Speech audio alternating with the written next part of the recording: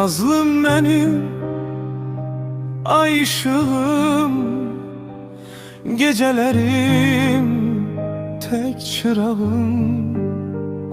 Sen gülende bahar gelir, sen benim son penahım. Nazlım benim, canım benim, sensiz geçmir birce günüm.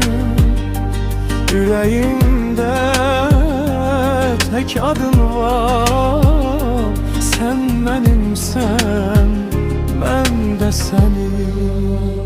Gözlerinde bir dünya var, bakışların ömrüme bahar. Ellerinden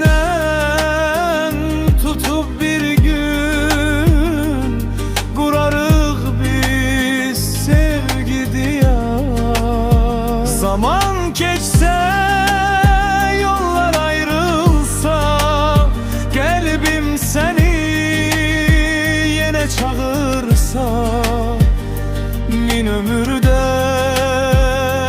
yaşasam ben, sevgim sana hiç azalsa. Nazlım benim, ömrüm benim, sana yazdım bu nəğməni. Seslemeni, gel yanıma, sen tamamla taleyimi. Nazlım benim, ömrüm benim, sana yazdım bu nəğməni. Seslemeni,